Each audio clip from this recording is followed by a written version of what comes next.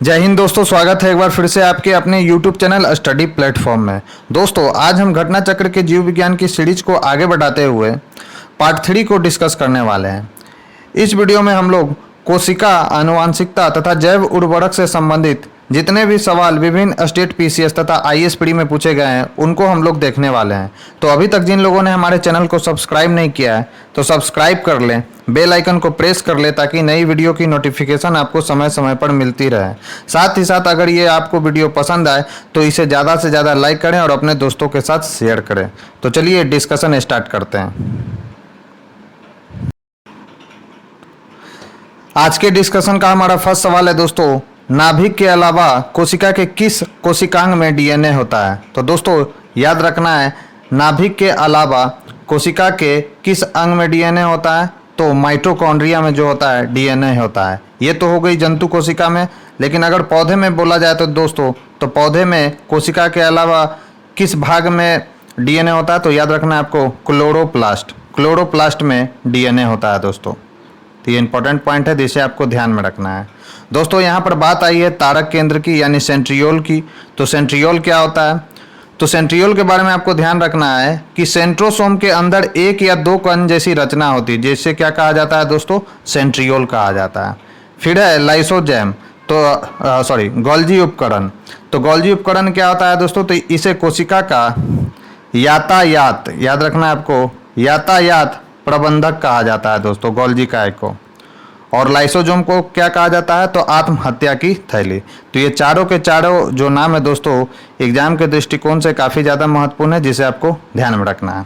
अब देखते हैं इससे कौन कौन से रिलेटेड फैक्ट और भी हमारे एग्जाम के दृष्टिकोण से महत्वपूर्ण है। तो नाभिक के अलावा कोशिका के माइटोकॉन्ड्रिया तथा हरित लवक नामक कोशिकांग में क्या पाया जाता है दोस्तों, डीएनए पाया जाता है, जो कि एक आनुवांशिक पदार्थ होता है तथा जीवों के लक्षणों की संकेत सूचना को जनपत्री की भांति जनकों से संतानों में ले जाता है। डीएनए की खोज किसने की है, तो याद रखना है डीएनए की खोज फ्रीडरिक मिसर ने की थी 1869 ईस्वी में।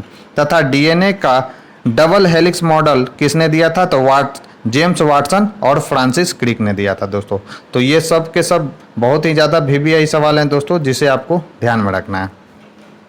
और डीएनए का फुल फॉर्म क्या होता है दोस्तों, तो डाईऑक्सी राइबो न्यूक्लिक एसिड। याद रखना है कि डीएनए का फुल फॉर्म क्या होता है, तो डाईऑक्सी राइबो न्यूक्लिक एसिड होता है दोस्तों। तो ये कुछ महत्वपूर्ण पॉइंट्स है दोस्तों डीएनए से रिलेटेड, जिसे आपको ध्यान में रखना है। नेक्स्ट है सौर ऊर्जा एटीपी में बदलती है। तो दोस्तों सौर ऊर्जा जो एटीपी में बदलती है वह क्लोरोप्लास्ट में बदलती है, और यह पत्तियों में पाया जाता है। हरित लवक है जिसे हम लोग क्लोरोप्लास्ट के नाम से जानते हैं। तो क्लोरोप्लास्ट में सौर ऊर्जा एटीपी में बदलती है। क्लोरोप्लास्ट एक पादप कोशिकांग है जिसमें पर्णहरित या क्लोरोफिल नामक एक प्रोटीन युक्त जटिल रासायनिक यौगिक पाया जाता है। यह वर्णक पत्तों के हरे रंग का कारण होता है दोस्तों। तो ये कुछ महत्वपूर्ण पॉइंट्स है दोस्तों, जिसे आपको ध्यान में रखना है। नेक्स्ट है निम्नलिखित में से कौन सा कथन सही है। प्रायश लघुत्तम सहजीवी कोशिकाएं हैं। दूसरा है माइकोप्लाज्मा की कोशिका भित्ति एमिनो शर्करा की बनी होती है। तीसरा है विषाणु सम एकल तंतु आरएनए अणु से बने होते हैं। और चौथा है रिकेटिसिया में कोशिका भित्ति नहीं होती है। तो इसका सही आंसर है दोस्तों विषाणु सम एकल तंतु आरएनए अणु से बने होते हैं। यह बिल्कुल सही है। अब देखते हैं इससे रिलेटेड कौन कौन से फैक्ट्स हमारे एग्जाम के लिए महत्वपूर्ण है। तो पादप विषाणु, याद रखना है दोस्तों, पादप विषाणु अविकल्पी परजीवी होते हैं जो कि सिर्फ पोषी कोशिकाओं के अंदर ही वृद्धि एवं प्रजनन करते हैं। इनमें केवल एक प्रकार का न्यूक्लिक अम्ल पाया जाता है। इनमें केवल एक प्रकार ही पाया जाएगा दोस्तों, या तो डीएनए पाया जाएगा या तो आरएनए पाया जाएगा, यानी डीऑक्सी राइबो न्यूक्लिक एसिड पाया जाएगा या राइबो न्यूक्लिक एसिड पाया जाएगा दोस्तों, जो कि द्विवल्यक यानी डबल स्टैंडर्ड डीएस या एक वल्यक यानी सिंगल स्टैंडर्ड एसएस होता है दोस्तों। न्यूक्लिक अम्ल एक प्रोटीन आवरण द्वारा घिरा होता है। अन्य प्रश्नगत कथन बिल्कुल सही नहीं है दोस्तों। तो ये कुछ महत्वपूर्ण पॉइंट्स है दोस्तों, जिसे आपको ध्यान में रखना है। नेक्स्ट है साधारण मानव में गुणसूत्र होते हैं। तो साधारण मानव में गुणसूत्रों की संख्या कितनी है दोस्तों, तो 46 होती है, यानी 23 जोड़ा पाया जाता है दोस्तों, याद रखना है। तो मनुष्य एक लिंगी प्राणी है जिसमें गुणसूत्रों की कुल संख्या 23 जोड़ी या 46 पाई जाती है दोस्तों। पुरुषों में क्या पाया जाता है, तो ये याद रखना है, पुरुषों में 44 + XY पाया जाता है, जबकि स्त्रियों में 44 + XX गुणसूत्र होते हैं। पुरुष तथा स्त्री में 22 जोड़े गुणसूत्र ऑटोसोम होते हैं। तो याद रखना है, जो 44 गुणसूत्र होता है वो ऑटोसोम कहा जाता है, जबकि 23वां जोड़ा गुणसूत्र पुरुष में XY तथा महिला में XX होता है, जिन्हें लिंग गुणसूत्र कहा जाता है, यानी सेक्स क्रोमोजोम्स इनको कहा जाता है दोस्तों। तो आपसे पूछ सकता है कि सेक्स निम्नलिखित में से कौन सा सेक्स क्रोमोजोम है, तो याद रखना है XY और XX। जनक से जिस संतान को XY गुणसूत्र मिलते हैं वह पुत्र बनता है, और जिससे XX गुणसूत्र मिलता है वो क्या बनती है दोस्तों, तो पुत्री बनती है दोस्तों। तो ये कुछ महत्वपूर्ण पॉइंट्स हैं दोस्तों क्रोमोजोम से रिलेटेड, जिसे आपको ध्यान में रखना है। नेक्स्ट है, मानव शरीर की कोशिका में पाए जाने वाले गुणसूत्र जोड़ों की संख्या कितना है, तो कितना जोड़ा पाया जाता है दोस्तों, तो 23 जोड़ा पाया जाता है। नेक्स्ट है, जीवों में अत्यधिक विविधता का कारण क्या है, तो दोस्तों जीवों में अत्यधिक विविधता का कारण उत्परिवर्तन है, यानी म्यूटेशन है दोस्तों। तो वैज्ञानिकों का वह समूह जिसने प्रकृतिवाद के सिद्धांत को आधुनिक रूप दिया नव डार्विनवादी कहते हैं। आधुनिक नव डार्विनवादियों के अनुसार जीनों में साधारणतः परिवर्तन के उपरांत नए जीव बनते हैं, जिससे उनमें विभिन्नता बढ़ जाती है। इन परिवर्तनों को उत्परिवर्तन कहते हैं दोस्तों। तो ये डिफिनेशन भी याद रखना है आपको। ये परिवर्तन स्पष्टतः वंशागत होते हैं तथा पीढ़ियों में वर्ण द्वारा नई जातियों की उत्पत्ति होती है दोस्तों। तो ये कुछ महत्वपूर्ण पॉइंट है दोस्तों उत्परिवर्तन से रिलेटेड, जिसे आपको ध्यान में रखना है। नेक्स्ट है, निम्न में से किसमें लिंग गुणसूत्र नहीं होते हैं, तो दोस्तों छिपकली में जो होता है वो लिंग गुणसूत्र नहीं पाया जाता है, जबकि बंदर, चीता और तितली में इसमें लिंग गुणसूत्र पाए जाते हैं दोस्तों। छिपकली की अनेक प्रजातियां सहित अनेक सरीसृप में लिंग गुणसूत्र नहीं होते हैं। इनमें लिंग निर्धारण पर्यावरणीय ताप से होता है दोस्तों। तो याद रखना है कि छिपकली का जो लिंग निर्धारण होता है वो पर्यावरणीय ताप से होता है, यानी एटमॉस्फेरिक जो टेम्परेचर होता है उससे होता है दोस्तों। नेक्स्ट है, पादप कोशिका जंतु कोशिका से किस प्रकार भिन्न होती है, तो दोस्तों पादप कोशिका में जो होता है कोशिका भित्ति बना होता है। याद रखना है कि पादप कोशिका में कोशिका भित्ति होता है, जबकि जंतु कोशिका में कोशिका भित्ति नहीं होता है, यानी सेल वॉल इसमें नहीं पाया जाता है दोस्तों। तो याद रखना है आपको कि पादप कोशिका जंतु कोशिका से किस प्रकार भिन्न होती है, तो पादप कोशिका में कोशिका भित्ति पाया जाता है, जबकि जंतु कोशिका में कोशिका भित्ति नहीं पाया जाता है। माइटोकॉन्ड्रिया को क्या कहा जाता है, तो पावर ऑफ सेल कहा जाता है दोस्तों। याद रखना है आपको। तो पादप कोशिका जंतु कोशिका से भिन्न होती है क्योंकि इसकी कोशिका में बाह्य आवरण कोशिका भित्ति कहलाता है, जो कि हरे पौधे में मुख्यतः सेलुलोज से निर्मित होता है। ये भी याद रखना है कि पौधे का जो सेल वॉल होता है वो किससे बना होता है, तो सेलुलोज से बना होता है। जंतु कोशिका में कोशिका भित्ति का अभाव होता है। इसके अलावा हरे पौधे की कोशिका में हरित लवक पाया जाता है, जबकि जंतु कोशिका में इसका अभाव होता है। तो हरे पौधे में जो होता है दोस्तों क्लोरोप्लास्ट पाया जाता है, जबकि क्लोरोप्लास्ट जंतु कोशिका में इसका अभाव देखने को मिलता है। नेक्स्ट है, जंतु कोशिका में निम्न में से क्या अनुपस्थित होता है, तो याद रखना है सेलुलोज की जो कोशिका भित्ति होती है, यानी जो सेल वॉल होती है दोस्तों, वो अनुपस्थित होती है जंतु कोशिका में। जैव कोशिका का कौन सा भाग पावर हाउस कहलाता है, तो याद रखना माइटोकॉन्ड्रिया को क्या कहते हैं दोस्तों, पावर हाउस कहते हैं। और पौधे की कोशिका भित्ति किससे बनी होती है, तो याद रखना है सेल्यूलोज। याद रखना है दोस्तों। तो माइटोकॉन्ड्रिया जीवाणु एवं नील हरित शैवाल को छोड़कर से सभी सजीव पादप एवं जंतु कोशिका में पाए जाते हैं। याद रखना है कि माइटोकॉन्ड्रिया किस में नहीं पाया जाता है, तो जीवाणु और नील हरित शैवाल को छोड़कर अन्य सभी सजीव पादप एवं जंतु कोशिका में पाए जाते हैं। श्वसन की क्रिया प्रत्येक जीवित कोशिका के कोशिका द्रव, याद रखना है कहाँ पे होता है, कोशिका द्रव में एवं माइटोकॉन्ड्रिया में संपन्न होता है। कौन सा, श्वसन की क्रिया। श्वसन संबंधी प्रारंभिक क्रिया कोशिका द्रव में होती है। तो प्रारंभिक कहाँ पर श्वसन होता है दोस्तों, तो कोशिका द्रव में, यानी साइटोप्लाज्म में होता है। शेष क्रियाएं माइटोकॉन्ड्रिया में होती है। चूंकि क्रिया के अंतिम चरण में अधिकांश ऊर्जा उत्पन्न होती है, इसलिए माइटोकॉन्ड्रिया को कोशिका का श्वसनांग या पावर हाउस कहा जाता है दोस्तों। तो ये कुछ महत्वपूर्ण पॉइंट्स है माइटोकॉन्ड्रिया से रिलेटेड, जिसे आपको ध्यान में रखना है। नेक्स्ट है, निम्न में से किसे कोशिकांग को कोशिका का पावर हाउस कहा जाता है, तो माइटोकॉन्ड्रिया को क्या कहा जाता है दोस्तों, कोशिका का पावर हाउस कहा जाता है। ये आपको ध्यान में रखना है, काफी महत्वपूर्ण सवाल है ये। नेक्स्ट है, कोशिका का शक्ति स्रोत किसे कहा जाता है, सेम क्वेश्चन है, माइटोकॉन्ड्रिया को कहा जाता है। नेक्स्ट है, प्लाज्मा झिल्ली बनी होती है। तो दोस्तों प्लाज्मा झिल्ली जो बनी होती है वो याद रखना है प्रोटीन और लिपिड और प्रोटीन दोनों से बनी होती है प्लाज्मा झिल्ली। तो इसका करेक्ट आंसर है ए और बी दोनों। तो प्लाज्मा झिल्ली या कोशिका झिल्ली एक अर्धपारगम्य सजीव झिल्ली है दोस्तों। याद रखना है कि प्लाज्मा झिल्ली कैसा होता है, तो अर्धपारगम्य सजीव झिल्ली होता है, जो प्रत्येक सजीव कोशिका के जीव द्रव को घेरे रखती है। रॉबर्टसन द्वारा प्रस्तुत अवधारणा के अनुसार कोशिका झिल्ली का बाहरी एवं भीतरी परतें प्रोटीन द्वारा, याद रखना कि बाहरी जो परत होता है और जो भीतरी परत होता है वो प्रोटीन का बना होता है, जबकि मध्य वाली जो परत होती है दोस्तों वो लिपिड द्वारा निर्मित होती है।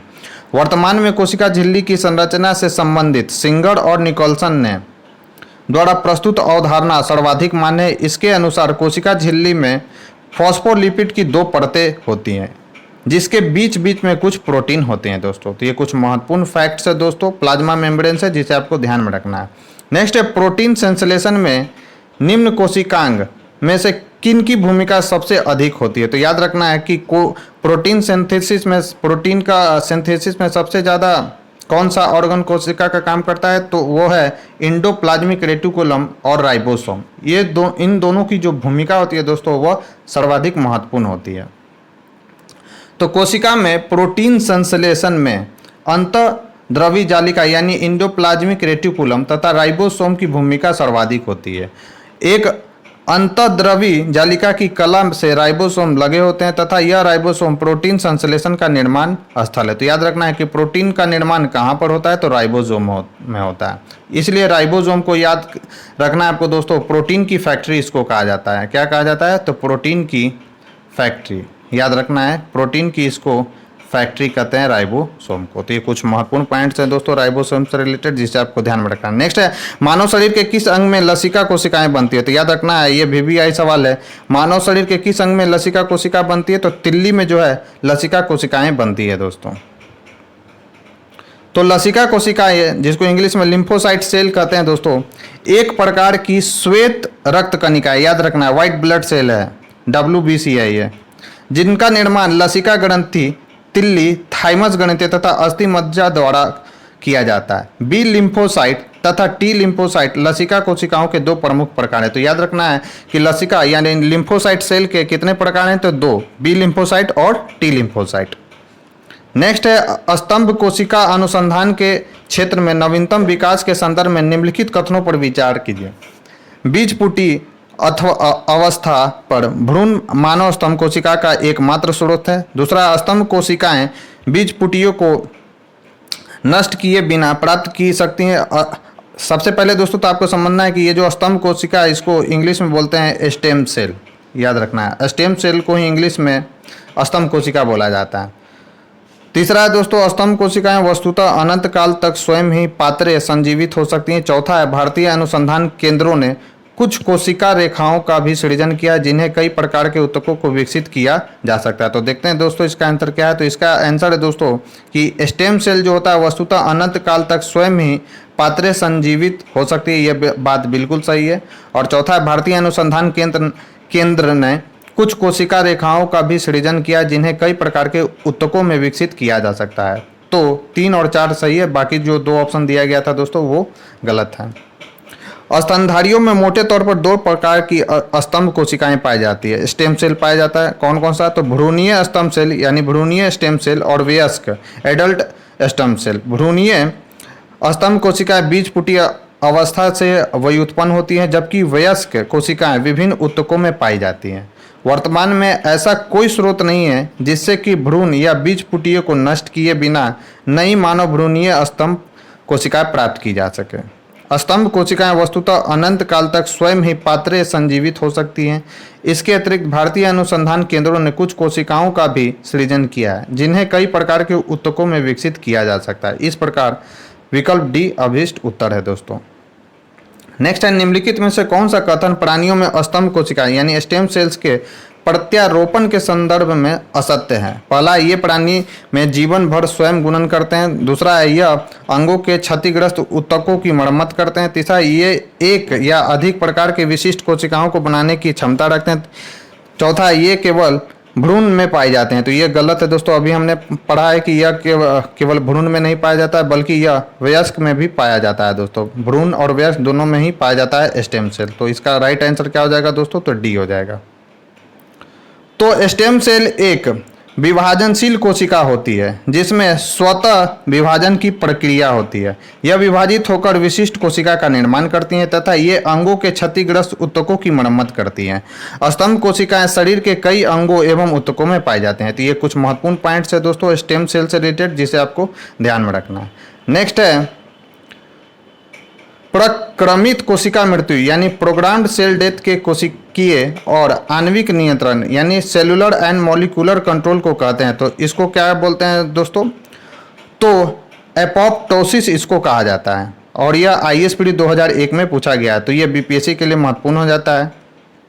तो प्रक्रमित कोशिका मृत्यु यानी प्रोग्राम सेल डेथ में कोशिकीय और आणविक नियंत्रण को एपोप्टोसिस कहते हैं। यह भ्रूणीय विकास यानी एम्ब्रियोनिक डेवलपमेंट तथा अंगों यानी ऑर्गन्स के प्रति विकास यानी इवोल्यूशन के समय होता है दोस्तों। तो याद रखना है दोस्तों प्रोग्राम सेल डेथ के बारे में कुछ महत्वपूर्ण पॉइंट है जिसे आपको ध्यान में रखना है। नेक्स्ट है हमारे तंत्र में अधिकतम एटीपी अणुओं को उत्पन्न करने वाला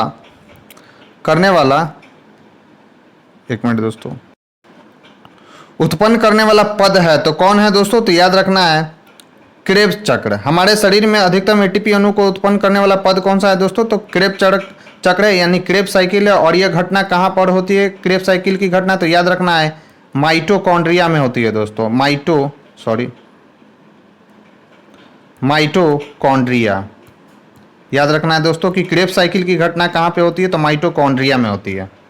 तो श्वसन तंत्र यानी रेस्पिरेटरी सिस्टम के अधिकतम एटीपी का फुल फॉर्म भी याद रखना है क्या होता है? एडिनोसिन ट्राइफॉस्फेट अणुओं को उत्पन्न करने वाला पद क्रेब्स साइकिल है। यह चक्र कोशिका के माइटोकॉन्ड्रिया में संपन्न होता है। इस चक्र की खोज याद रखना है, ये क्रेब्स साइकिल की खोज किसने की है दोस्तों? तो हैंस क्रेब ने वर्ष 1937 ईस्वी में की थी और इन्हीं के नाम पर इस साइकिल का नाम पड़ा था क्रेब्स साइकिल।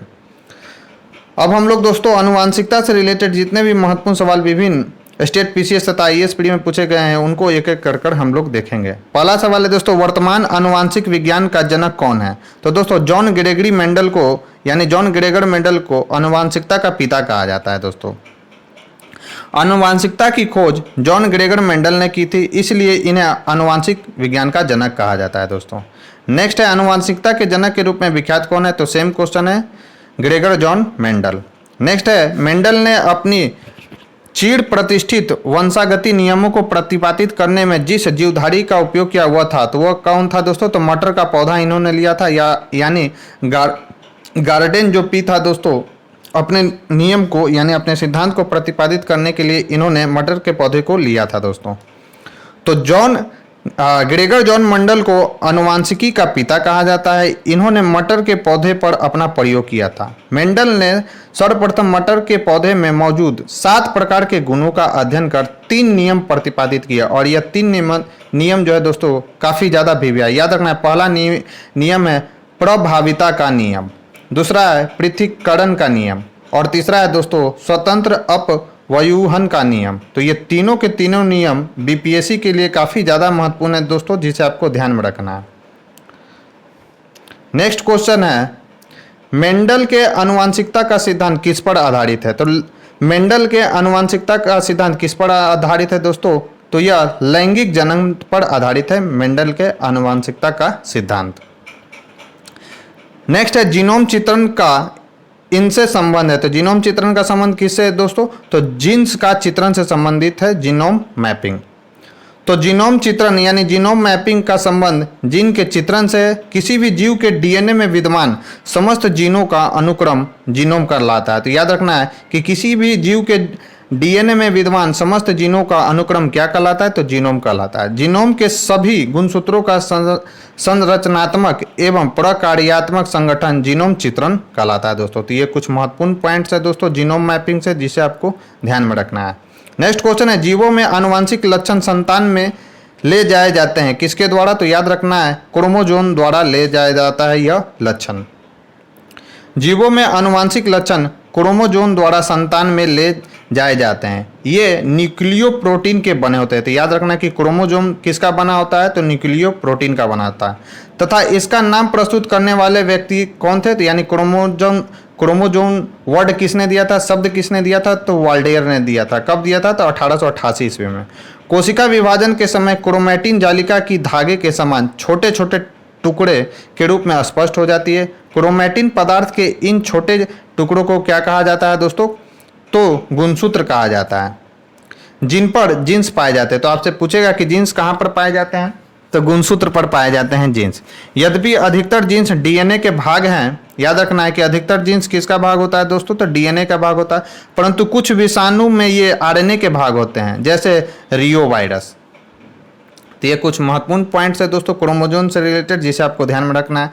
नेक्स्ट है डीएनए है, सॉरी जीन है। तो जीन क्या है दोस्तों? तो डीएनए का एक भाग है दोस्तों। तो प्रत्येक गुणसूत्र में डीऑक्सीराइबो न्यूक्लिक एसिड का अत्यधिक लंबा कुंडलित सूत्रनुमा अणु होता है, और इसी अणु के छोटे छोटे खंड को क्या कहा जाता है दोस्तों? तो जीन कहते हैं। सामान्यतः एक जीन में डीएनए अणु के 5000 से 1 लाख जोड़ी न्यूक्लियोटाइड एकल यानी मोनोमर अणु होते हैं दोस्तों।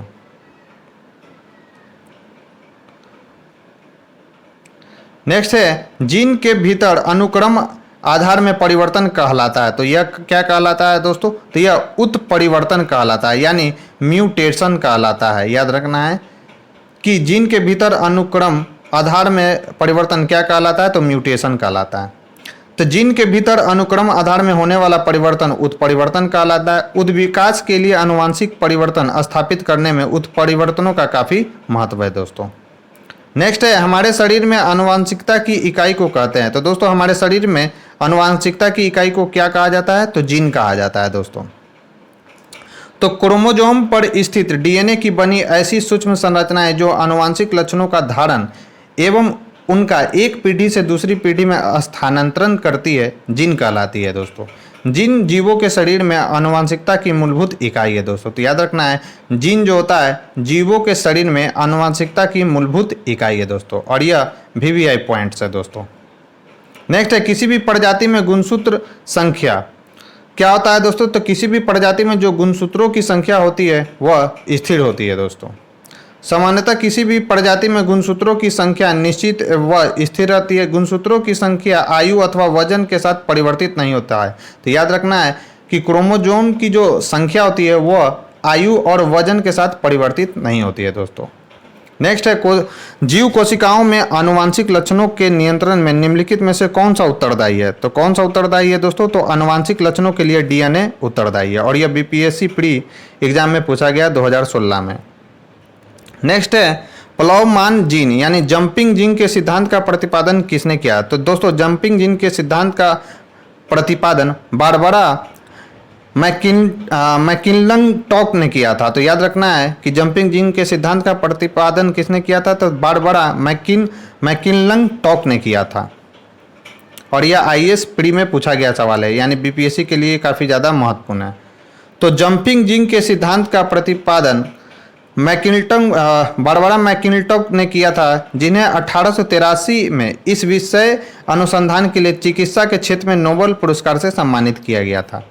उन्होंने मक्के के पौधे पर आनुवांशिकता का अध्ययन करते समय देखा कि कुछ आनुवांशिक तत्व एक गुणसूत्र में एक स्थान से दूसरे स्थान जाने में समर्थ है। अध्ययन के तौर पर उन्होंने देखा कि जंपिंग जीन्स द्वारा जो आनुवांशिक परिवर्तन होते हैं उससे मक्के के दाने पर कुछ धब्बे पड़ जाते हैं। नए प्रयोगों के आधार पर यह निष्कर्ष निकाला गया कि सभी कोशिकाओं में डीएनए के खंड होते हैं, जिन्हें ट्रांसपोजेबल तत्व या ट्रांसपोजेन कहते हैं, जिनका विकास की प्रक्रिया में महत्वपूर्ण है योगदान है। तो ये कुछ महत्वपूर्ण पॉइंट्स है दोस्तों जंपिंग जीन से रिलेटेड, जिसे आपको ध्यान में रखना है। नेक्स्ट है डीएनए में उपलब्ध कौन सा यौगिक अमीनो अम्ल नहीं बनाता? तो याद रखना है डीएनए में उपस्थित कौन सा यौगिक अमीनो अम्ल नहीं बनाता? तो टाइरोजोसिन है दोस्तों, वह अमीनो अम्ल नहीं बनाता है, जबकि एडिनिन, गुआनिन, साइटोसिन यह अमीनो अम्ल बनाते हैं। और ये सब क्या है दोस्तों? तो ये सब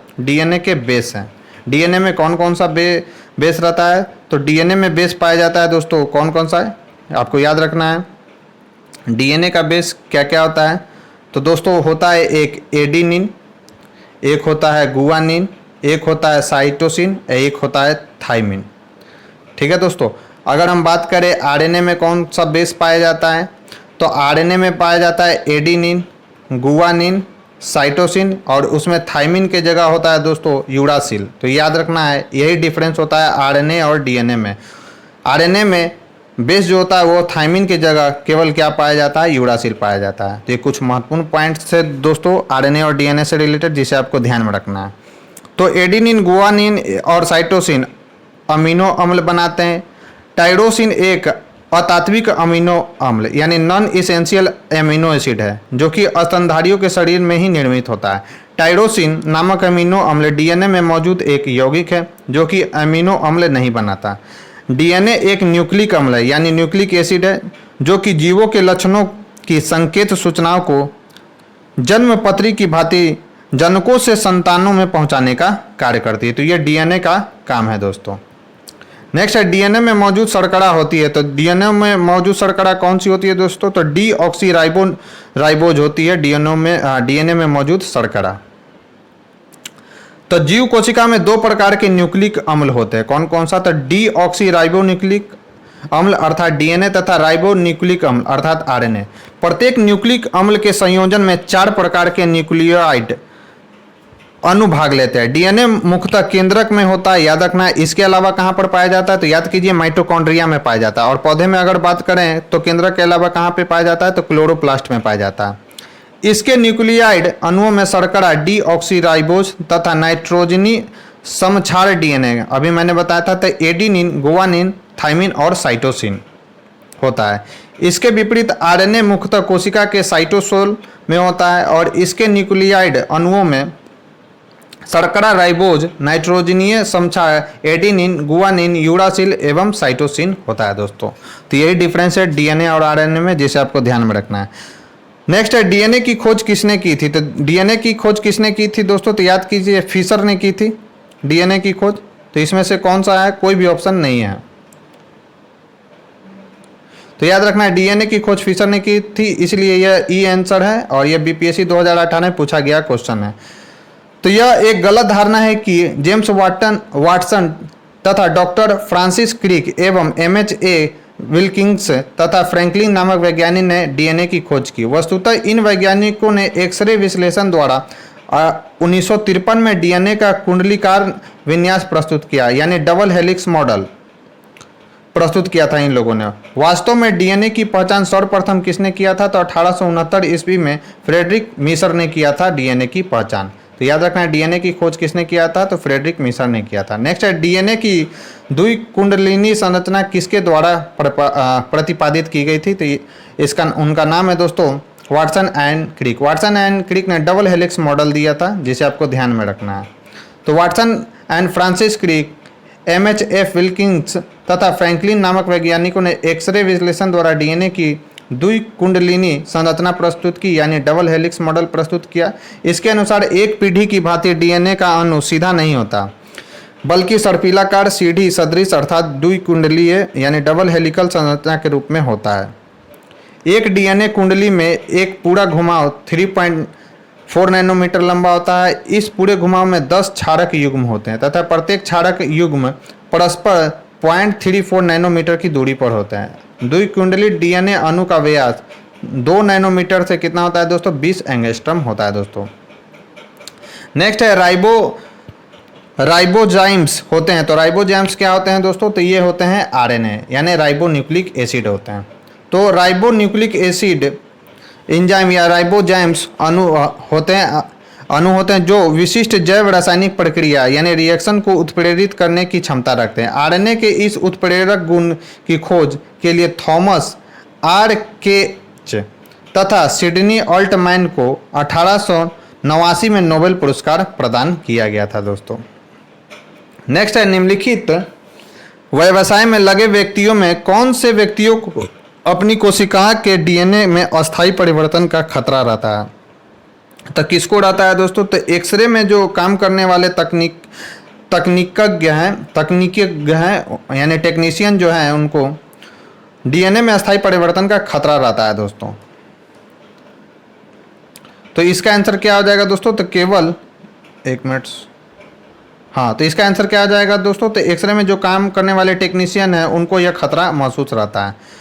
तो एक्सरे टेक्निक व्यवसाय में लगे व्यक्तियों को अपनी कोशिकाओं यानी सेल्स के डीऑक्सीराइबोन्यूक्लिक अम्ल यानी डीएनए में अस्थायी परिवर्तन का खतरा रहता है। डीएनए एक न्यूक्लिक अम्ल है जो आनुवंशिक पदार्थ के रूप में कार्य करता है। दोस्तों अब जैव उर्वरक से संबंधित जितने भी सवाल विभिन्न स्टेट पीसीएस तथा आईएएस प्री में पूछे गए हैं उनको हम लोग एक एक कर देखने वाले हैं। तो पहला क्वेश्चन है दोस्तों कि निम्नलिखित में से किसका उपयोग जैव उर्वरक के रूप में किया जाता है। तो दोस्तों याद रखना है एजोला और नील हरित शैवाल इन दोनों का प्रयोग बायो फर्टिलाइजर के रूप में किया जाता है, जबकि अल्फा का प्रयोग जो है जैव उर्वरक के रूप में नहीं किया जाता है दोस्तों। ठीक है, अब यहाँ पे कुछ बायो फर्टिलाइजर दिए हैं दोस्तों, उसको आपको ध्यान में रखना है, एग्जाम के दृष्टिकोण से काफ़ी ज़्यादा महत्वपूर्ण है। नाइट्रोजन स्थिरीकरण करने वाले जैव उर्वरक, तो इसमें राइजोबियम, एजोटोबैक्टर, एजोस्पेरिलम, एसेटोबैक्टर, नील हरित शैवाल यानी ब्लू ग्रीन एल्गी तथा अजोला, ये नाइट्रोजन स्थिरीकरण करने वाले जैव उर्वरक हैं दोस्तों। दूसरा है फास्फोरस घुलाने वाले जैव उर्वरक। तो फास्फोरस घुलाने वाले जैव उर्वरक कौन से हैं दोस्तों? तो बैसिलस है, स्यूडोमोनास है, याद रखना है बैसिलस, स्यूडोमोनास और एस्परजिलस। नेक्स्ट है कंपोजिटिंग एक्सीलरेटर, इसमें कौन कौन से आते हैं दोस्तों? तो याद रखना है सेलुलोलिटिक यानी ट्राइकोडर्मा और लिग्नोलिटिक यानी ह्यूमियोकोला आता है दोस्तों। पौधे की वृद्धि को प्रोत्साहित करने वाला राइजोबैक्टीरिया कौन सा है? तो स्यूडोमोनास की प्रजाति है दोस्तों। इस प्रकार नील हरित शैवाल यानी ब्लू ग्रीन एल्गी और अजोला जैव उर्वरक है, जबकि अल्फा क्या है दोस्तों? तो एक फलीदार पौधा है। तो याद रखना है कि अल्फा क्या है? तो एक फलीदार पौधा है दोस्तों। नेक्स्ट है निम्न में से कौन जैव उर्वरक के रूप में उपयोग होता है? तो कौन होता है दोस्तों? तो राइजोबियम जो होता है वो जैव उर्वरक के रूप में प्रयोग होता है, नील हरित शैवाल भी जैव उर्वरक के रूप में प्रयोग होता है और एजोला भी जो है जैव उर्वरक के रूप में प्रयोग होता है दोस्तों। तो इसका करेक्ट आंसर हो जाएगा उपयुक्त सभी। नेक्स्ट है निम्नलिखित में से कौन जैव उर्वरक के रूप में प्रयुक्त होता है? पहला एजोला, तो ये प्रयोग होता है दोस्तों। नील हरित शैवाल यह भी प्रयोग होता है और नाइट्रोलिन यह भी प्रयोग होता है। अल्फा नहीं होता है क्योंकि यह एक फलीदार पौधा है दोस्तों। तो इसका करेक्ट आंसर हो जाएगा 1, 2 और 4, जो कि आंसर बी में है दोस्तों।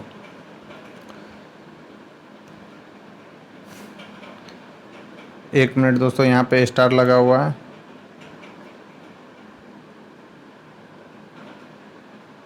थोड़ा इसमें स्टार लगा हुआ है दोस्तों, यानी इसका अर्थ हो गया कि जो ये नाइट्रोलिन है वो शायद जैव उर्वरक नहीं है। पता नहीं, इसका आंसर भी नहीं दिया हुआ है। चलिए बढ़ते हैं अपने नेक्स्ट क्वेश्चन की ओर।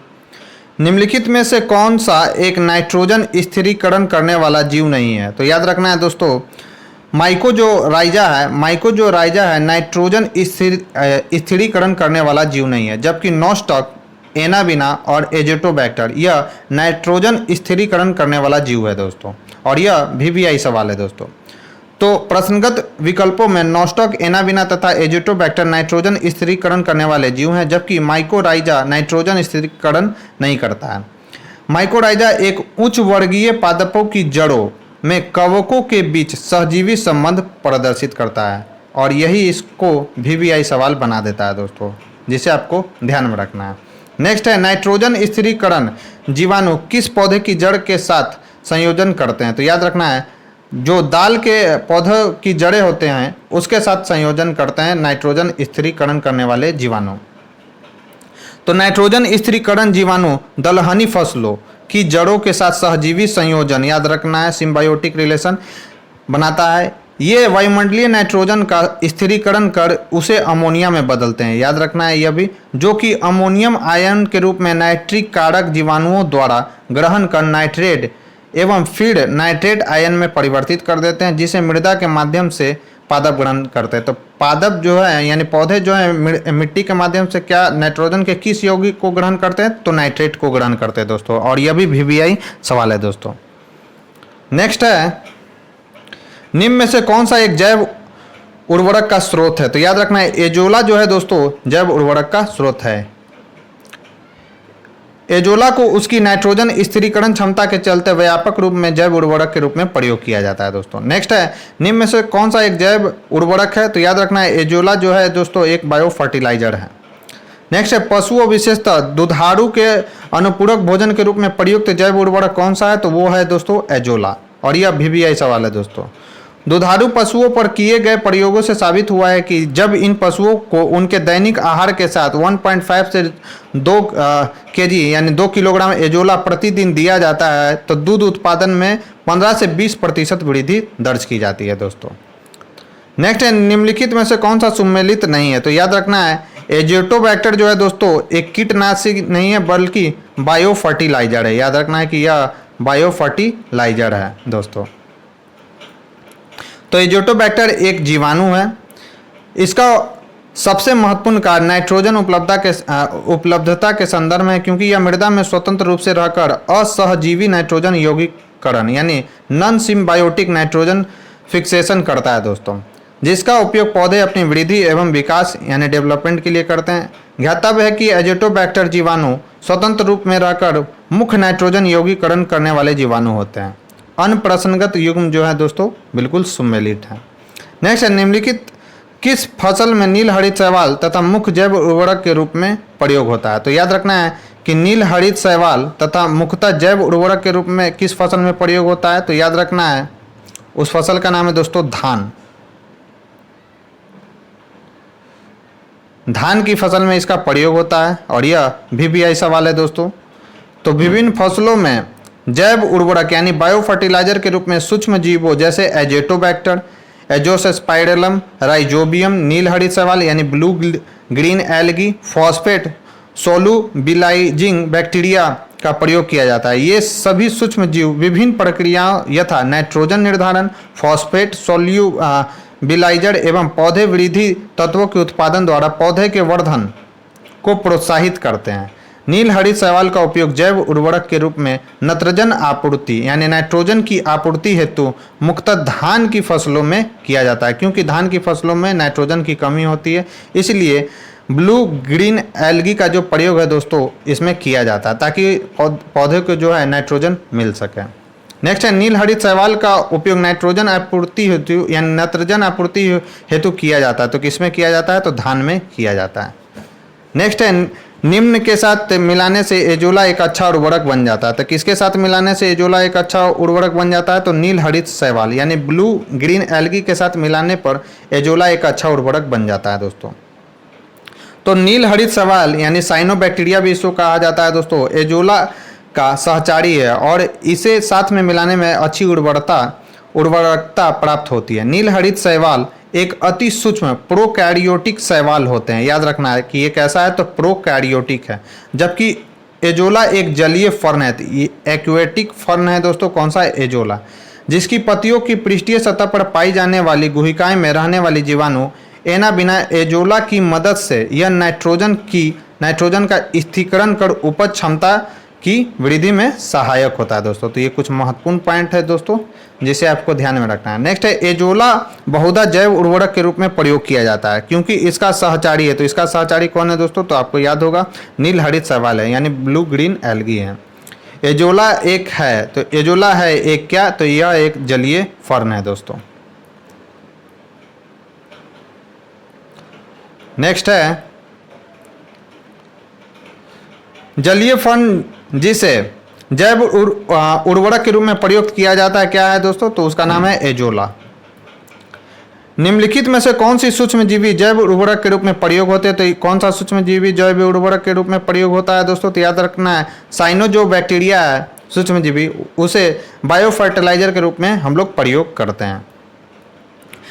निम्नलिखित में से कौन से सूक्ष्मजीव जैव उर्वरक के रूप में प्रयोग होते हैं? तो याद रखना है साइनो जो बैक्टीरिया दोस्तों वह जैव उर्वरक के रूप में हम लोग प्रयोग करते हैं यानी बायो फर्टिलाइजर के रूप में। सेम ही क्वेश्चन था।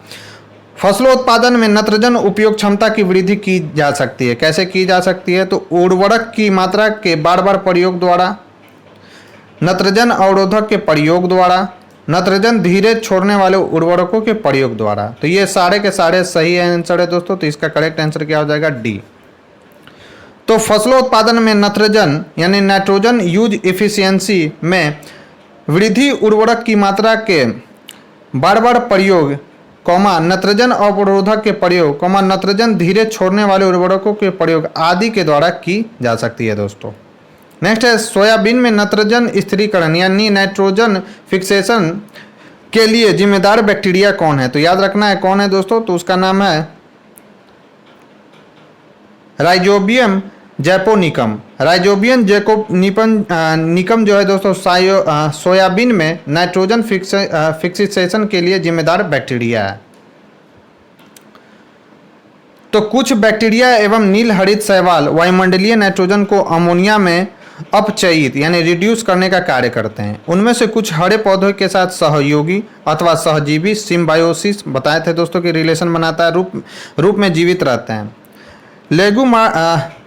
लेगुमाचोसे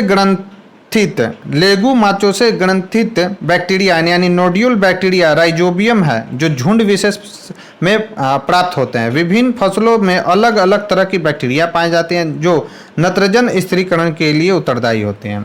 जैसे सोयाबीन में याद रखना है, सोयाबीन में राइजोबियम जैपोनिकम।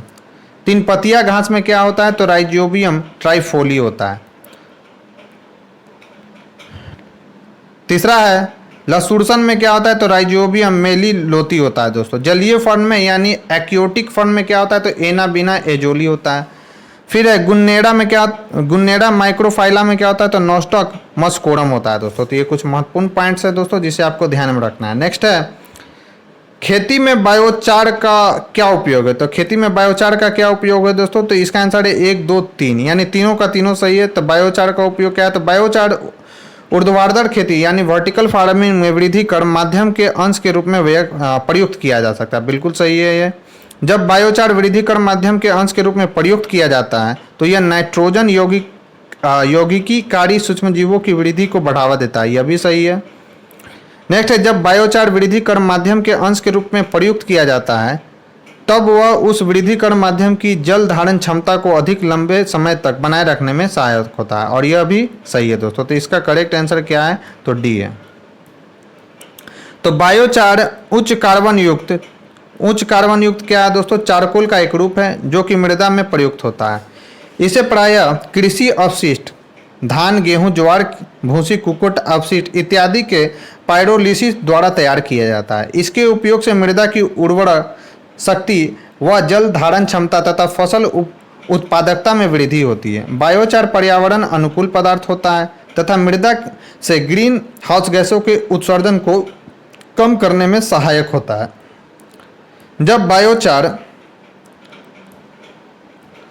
जब बायोचार वृद्धि कर माध्यम के अंश के रूप में प्रयुक्त किया जाता है तो वह नाइट्रोजन यौगिककारी सूक्ष्म जीवों की वृद्धि को बढ़ावा देता है दोस्तों। तो ये कुछ महत्वपूर्ण पॉइंट्स है दोस्तों बायोचार से रिलेटेड जिसे आपको ध्यान में रखना है।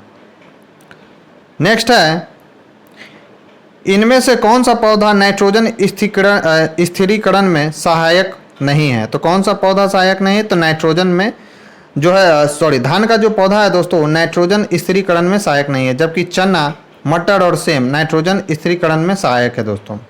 दलहनी फसलों यथा चना, मटर, सेम, अरहर आदि की मूल ग्रंथियों में विभिन्न प्रकार के जीवाणु पाए जाते हैं जो कि नाइट्रोजन स्थिरीकरण में सहायक होते हैं। धान के खेत में प्रायः नाइट्रोजन की कमी हो जाती है जिसकी पूर्ति हेतु मुख्यतः यूरिया, नील हरित शैवाल, एजोला आदि का प्रयोग किया जाता है दोस्तों। तो ये कुछ महत्वपूर्ण पॉइंट्स है दोस्तों जिसे आपको ध्यान में रखना है। नेक्स्ट है 2,4-D क्या है, तो दोस्तों 2,4-D क्या है, तो यह एक खरपतवार नाशी है दोस्तों। तो 2,4-D इसका फुल फॉर्म भी याद रखना है कि 2,4-D का फुल फॉर्म क्या होता है, तो डाइक्लोरोफेनॉक्सी एसिटिक एसिड होता है दोस्तों। ऑक्जिन्स का एक पादप हार्मोन है जिसका प्रयोग खरपतवार नाशी के रूप में फसलों में किया जाता है। ज्ञातव्य है कि खरपतवार खेतों में फसलों के साथ अनावश्यक रूप में उगकर जल, प्रकाश, खनिज, लवण इत्यादि के लिए फसलों की प्रतियोगिता करने लगते हैं जिसके परिणाम स्वरूप फसल की अच्छी वृद्धि नहीं हो पाती है दोस्तों। तो ये कुछ महत्वपूर्ण पॉइंट्स है दोस्तों खरपतवार नाशी से जिसे आपको ध्यान में रखना है। नेक्स्ट है निम्नलिखित में से कौन सा कथन कंपोस्ट के संदर्भ में सही नहीं है। पहला, इसमें जैव निम्नीकरण कचरे का अपघटन गड्ढे में होता है। दूसरा, इसमें कार्बनिक पदार्थ तथा पोषक तत्व अधिक मात्रा में होते हैं। तीसरा है गड्ढों में अवशिष्ट पदार्थों की निम्नीकरण प्रक्रिया को केंचुए धीमा कर देते हैं। चौथा है निम्नीकृत होने वाले पदार्थों में कृषि अपशिष्ट पदार्थ जैसे पशुओं का मलमूत्र, सब्जियों के अपशिष्ट आदि होते हैं। तो इसका आंसर है दोस्तों गड्ढे में अवशिष्ट पदार्थों की निम्नीकरण प्रक्रिया को केंचुए धीमी कर देते हैं, यह बिल्कुल गलत है, बल्कि ये क्या कर देते हैं दोस्तों, तो उसको तीव्र कर देते हैं। तो कंपोस्ट निर्माण के समय गड्ढों में अवशिष्ट पदार्थों की निम्नीकरण प्रक्रिया केंचुए एवं सूक्ष्म जीव जैसे कवक, जीवाणु आदि तेज करने में सहायक होते हैं, न कि धीमा करने में। इसलिए विकल्प जो है दोस्तों वह गलत है। तो दोस्तों ये थी हमारी आज की डिस्कशन। इस डिस्कशन में बस आज इतना ही। यह डिस्कशन मुझे कैसा लगा मुझे कमेंट बॉक्स में लिखकर ज़रूर बताएं। साथ ही साथ अगर ये वीडियो आपको पसंद आए तो इसे ज़्यादा से ज़्यादा लाइक करें, अपने दोस्तों के साथ शेयर करें ताकि और लोगों तक ये वीडियो पहुंच सके। तो आज के लिए बस इतना ही। मिलते हैं हम अपने नेक्स्ट वीडियो में। तब तक के लिए थैंक यू आप सभी का।